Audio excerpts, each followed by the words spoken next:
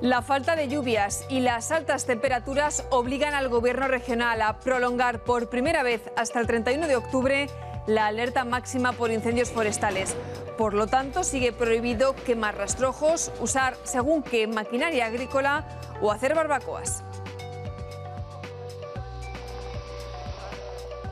¿Qué tal? ¿Cómo están? Buenos días. Esta fue la principal medida que aprobó esta semana el Consejo de Gobierno de la región. Este fin de semana ya lo están comprobando, hace mucho calor y de momento no hay previsión de lluvias. Estos otros asuntos han sido noticia también estos días.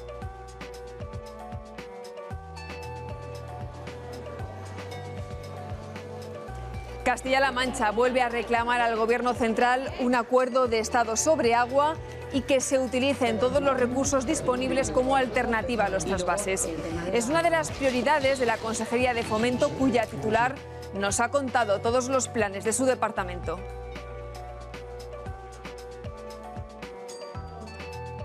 Bruselas ha acogido la Semana Europea de las Regiones. Se trata de un encuentro organizado por el Comité y la Comisión Europea con representantes regionales de la Unión Europea para abordar los problemas y retos a los que se enfrentan regiones como la nuestra.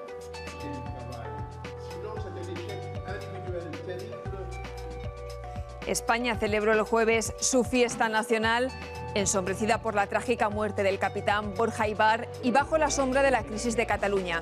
Asistencia masiva a un desfile en el que participó después de 30 años sin hacerlo la Policía Nacional.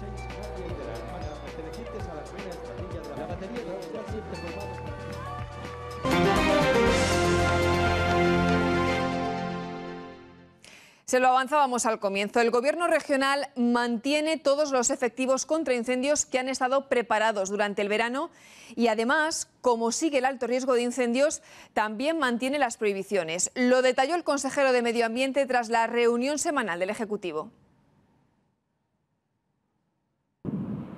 Nunca había pasado. La alerta máxima en la región por incendios forestales ha quedado prorrogada un mes más, hasta el 31 de octubre. Es una decisión muy meditada que responde sobre todo a la situación meteorológica que estamos viviendo de sequía extrema y de muy altas temperaturas para la época del año en la que estamos. Esto hace que el combustible, el medio natural, esté muy seco y esto pueda suponer un mayor riesgo de incendio. No se pueden quemar rastrojos, no se puede usar maquinaria agrícola que pueda provocar chispas y siguen estando prohibidas las barbacoas. Por si hubiera incendios. Están activados en este momento 5 helicópteros de transporte y extinción, 1 por cada una de las 5 provincias, 2 brigadas helitransportadas en cada una de las provincias, 4 autobombas por provincias y 3 patrullas por provincia, salvo en Guadalajara, que habrá 2. Esta semana el Consejo de Gobierno aprobó también proteger el patrimonio de Sigüenza en Guadalajara. Aprobamos la modificación del conjunto histórico de Sigüenza, la delimitación del entorno de protección de la Catedral de Santa María, así como la delimitación del entorno de protección del Castillo. El conjunto histórico de Sigüenza se declaró en 1965 y esta modificación se lleva a cabo ante una falta de precisión y antigüedad de aquella. Sigüenza es un importante destino turístico dentro de Guadalajara, que está batiendo récords. En lo que llevamos de año, ha sido la 4ª provincia de España en pernoctaciones en alojamientos de turismo rural. La provincia de Guadalajara ha recibido casi 200.000 viajeros entre los meses de enero y agosto de 2017, lo cual supone un crecimiento del 5,9% respecto al mismo periodo del año anterior. En cuanto a los alojamientos de turismo rural, Guadalajara es la 4ª provincia de España con más pernoctaciones durante los 8 primeros meses del año 2017. Los consejeros valoraron además esta semana un informe que sitúa a la región como la comunidad con mayor número de viviendas para mayores y con mayores plazas de financiación pública para esas viviendas. De estas 155 viviendas, 153 las tenemos en uso en colaboración con los ayuntamientos y otras 2 con entidades sociales en Torrijos y en Anchuras. El Consejo de Gobierno aprobó también esta semana una convocatoria de ayudas a entidades sociales para atención de discapacitados. Y Patricia Franco anunció que había dado el visto bueno al proyecto de ley de cámaras de comercio, que podría ser aprobado a finales de este año en las Cortes regionales. Esta semana hemos hablado con la consejera de Fomento, que califica de oportunidad perdida que el Parlamento no hiciera frente común ante el problema del agua. Agustina García insiste en la necesidad de un pacto nacional y nos da cuenta de los otros frentes abiertos con el Gobierno central, entre otros la autovía de Toledo-Ciudad Real o el AVE a Talavera.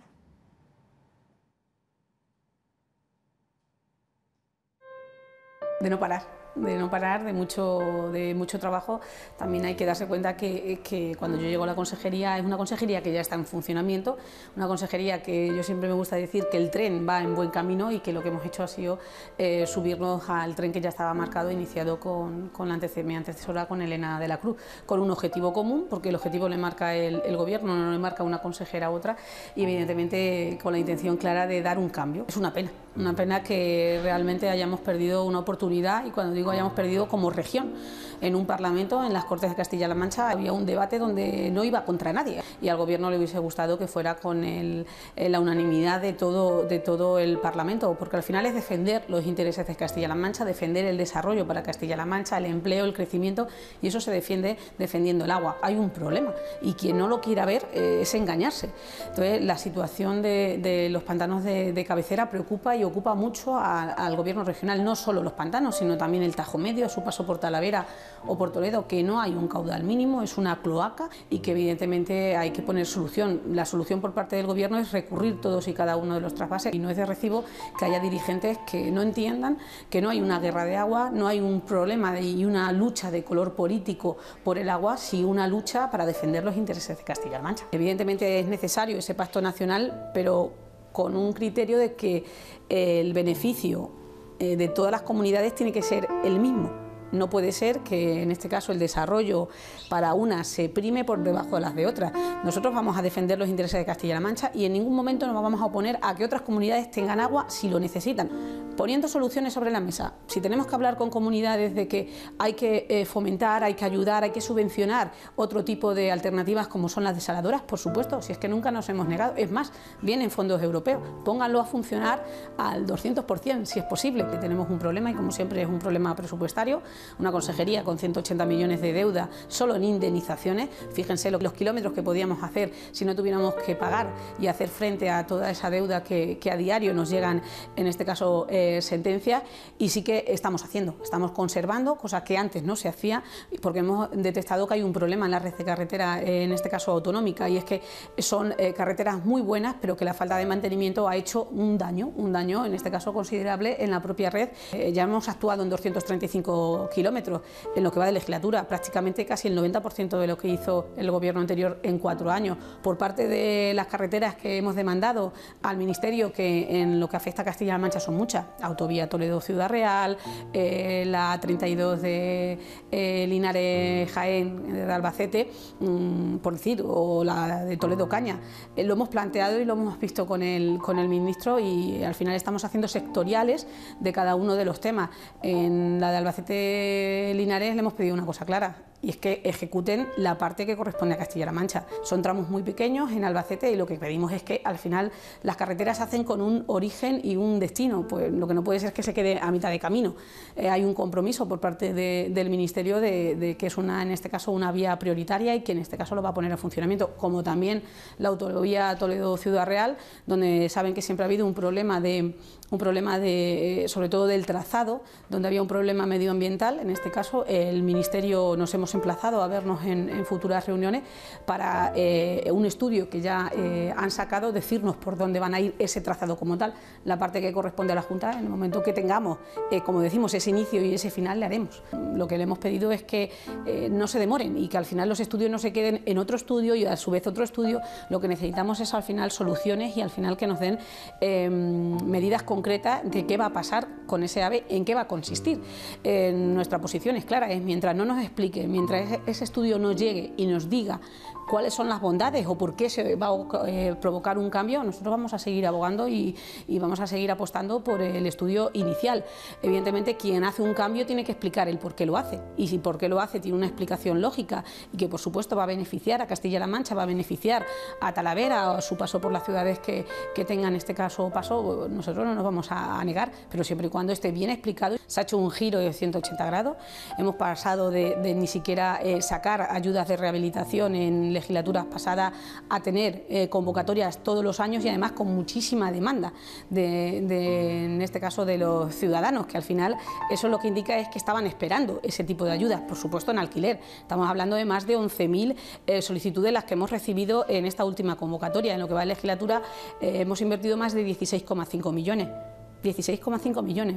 O sea, quiero decir que es que al final son cantidades frente a donde veníamos, donde eran prácticamente irrisorias. Estábamos hablando que en torno a 5,5 millones fue lo que se dieron en la legislatura pasada y solo en 2 años 16,5. Es más, al final es una demanda que atiende el Gobierno porque el ciudadano nos lo está pidiendo. Por lo tanto, es una política que vamos a seguir invirtiendo y si podemos incluso más. En el año 2018 se va a hacer un esfuerzo en política de vivienda porque nos lo están pidiendo. Si es que no es, creo que es aplicar al final el sentido común a la acción política. Hablamos de 25 localidades donde en la legislatura pasada llegaba el 4G, hemos pasado a 721. Evidentemente hay un compromiso del presidente, hay un compromiso del Gobierno regional de dar igualdad a los ciudadanos. Si hablamos de polígonos industriales, pues evidentemente no puede ser que hablemos de potenciar, de ser una comunidad atractiva para las empresas y nos hemos encontrado donde la comunidad autónoma solo tenía 6 polígonos industriales, solo en capitales de provincia, donde había banda ancha. Evidentemente no podemos pretender que las empresas vengan cuando no les damos las alternativas o le facilitamos el terreno. Pues ahora mismo en lo que va de legislatura ya hay 40 polígonos. Por lo tanto, es un esfuerzo importante, pero que no queda aquí y por supuesto vamos a seguir avanzando. Y vamos ahora a dar un repaso a otros asuntos que han girado en torno a la actualidad parlamentaria. El primero de ellos, el debate del Estado de la Región previsto para esta semana, que arranca mañana.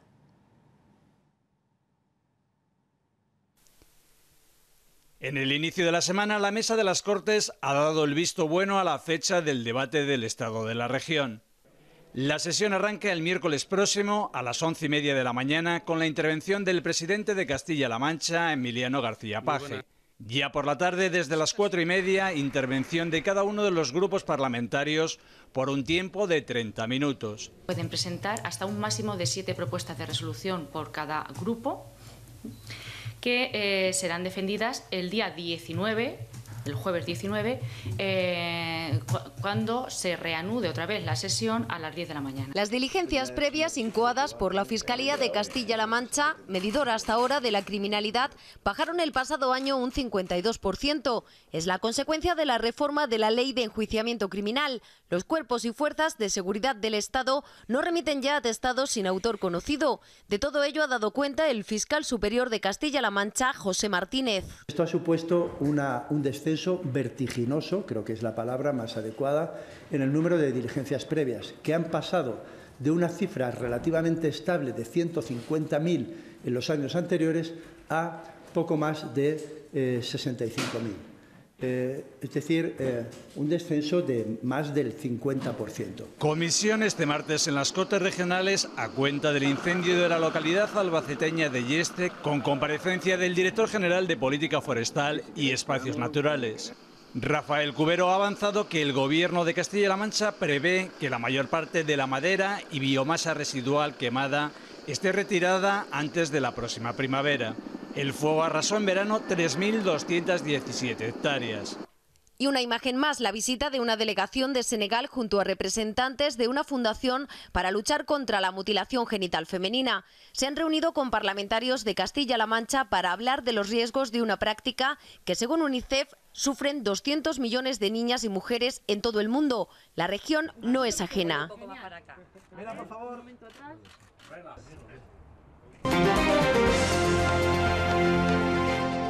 Si no se sabe algo. Luto en la base aérea de Los Llanos de Albacete. El capitán Borja Ibar se estrellaba con su Eurofighter cuando regresaba junto al resto de su escuadrilla del ala 14 del desfile del Día de la Fiesta Nacional de España, celebrado en Madrid el día 12. Nada más conocerse el trágico accidente, se trasladaban hasta la base de Los Llanos el presidente del Gobierno, Mariano Rajoy, y la ministra de Defensa, María Dolores de Cospedal. Un accidente que empañó unos actos del 12 de octubre marcados por el desafío catalán. Exhibición sin fisuras de unidad frente a un Puigdemont para el que corre el reloj. La fecha tope para contestar al requerimiento de Rajoy es este jueves a las 10 de la mañana. De confirmar que declaró la independencia en Cataluña, el Estado aplicaría inmediatamente el artículo 155 de la Constitución.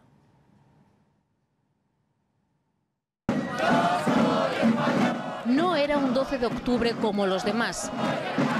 Y eso se notaba desde el inicio. Bajo el lema "Orgullosos de ser españoles", cientos de personas abarrotaban el recorrido del desfile, de casi 2 kilómetros. Todo ha comenzado con la llegada de la bandera desde el aire. Después, el homenaje a los caídos, este año dedicado a las víctimas de los atentados de Barcelona y a Ignacio Echevarría, asesinado en Londres. En uno de estos cazas de la exhibición aérea iba Borja Ibar, el piloto de Puertollano que fallecía en una maniobra de aproximación a la base aérea de Los Llanos, en Albacete. Hacía 3 décadas que la Policía Nacional no participaba en este desfile. 4.000 militares han formado parte de la marcha, en la que ha cosechado especial atención, como siempre, la Legión, con su mascota, que en este 12 de octubre ha cedido también protagonismo a la Guardia Civil, encargada de cerrar el 4º desfile como rey de Felipe VI, el más complicado de todos. Con tono grave y solemne, le vimos entonar el himno a los caídos. Solo se relajó para devolver el calor de la calle. Asistencia histórica en el desfile y posterior recepción del 12 de octubre, inmerso en pleno desafío catalán. El mandat del poble que Catalunya esdevingui un estat independent en forma de república. En Cataluña, el tira y afloja sigue en tiempo. Requerir formalmente al Gobierno de la Generalitat para que confirme si ha declarado la independencia de Cataluña al margen de la deliberada confusión creada sobre su entrada en vigor. Hasta el lunes a las 10 de la mañana hay margen. Es el primer plazo para responder si ha proclamado o no la independencia. Esta no tiene otra legitimidad que un comportamiento político errático sin base legal ninguna, ni siquiera aparente. En caso afirmativo, hay 3 días, hasta el jueves 19, para rectificar y restaurar el orden constitucional. De lo contrario,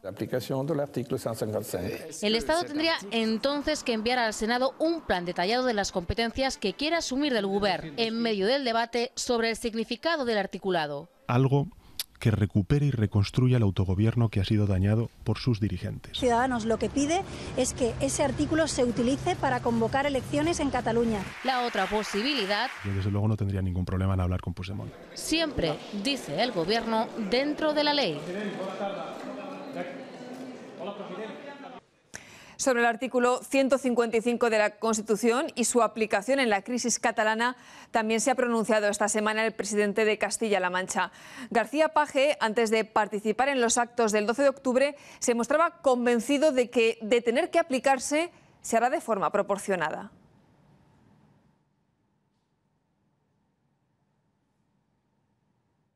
Y yo creo que apuesto a que se va a ir aplicando el 155, si es que el presidente de la Generalitat confirma lo que no hizo el otro día, que es que están declarando la independencia.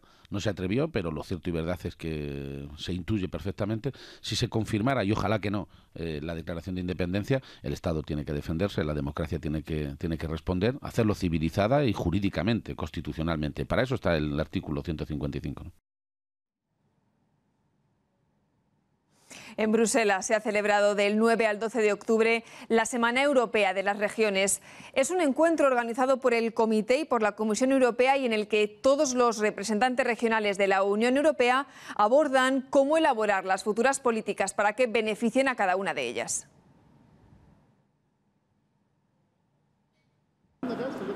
Durante 4 días, el Comité Europeo de las Regiones abre sus puertas a los 350 consejeros de los 28 Estados miembros de la Unión Europea. Un organismo que es el único foro en el que las regiones son los principales actores. Aquí decimos las regiones cómo pueden llegar a afectarnos las políticas europeas que finalmente adopten otras instituciones. Castilla-La Mancha también tiene voz en esta institución.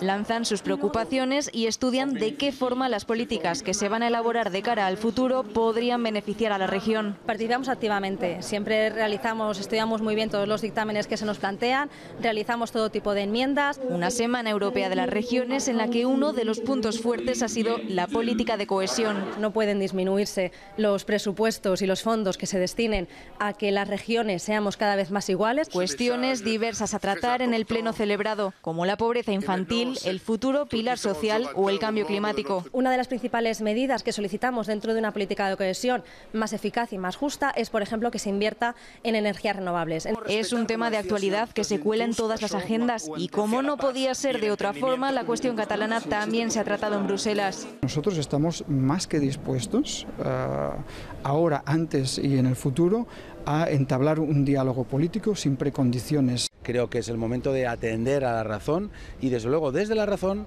y desde la ley, cambiar lo que haya que cambiar, que hay muchas cosas que cambiar. La Constitución española se puede cambiar, es perfectamente posible, pero hay que hacerlo de acuerdo con los procedimientos establecidos para cambiarla. No se puede cambiar la Constitución a través de un Parlamento regional. Aquellos que han instigado y aquellos que han organizado un referéndum ilegal, el referéndum ilegal de Cataluña, deben ser acusados, juzgados y condenado. El debate llegaba a su fin y se conseguía consenso en los dictámenes. Por parte de Castilla-La Mancha estamos especialmente contentos de que hemos lanzado la petición a la Comisión de que cuando este pilar social de los derechos de todos los europeos se elabore, tienen que considerar también los retos demográficos. Esto para nosotros supone muchísimo porque es hablar de la población envejecida, de, por supuesto, despoblación, que es un gran problema que tenemos nosotros, de población dispersa en un muy amplio territorio. También se va a considerar, o al menos así lo hemos pedido también dentro de este dictamen por parte del Comité de las Regiones, que la pobreza contra la que se luche no sea solamente la infantil, como ha hablado la Comisión, puesto que para hacer frente verdaderamente a la pobreza infantil también hay que ayudar a todas las familias. Queda pues analizado lo conseguido hasta el momento y expuesto lo necesario para seguir avanzando. Terminamos aquí. Ya saben que volvemos el próximo domingo con toda la información parlamentaria y del Gobierno de nuestra región. Recuerden también que pueden escribirnos a nuestro correo electrónico en comunidad@rtvcm.es o a través de Twitter @encmt. Feliz semana. Adiós.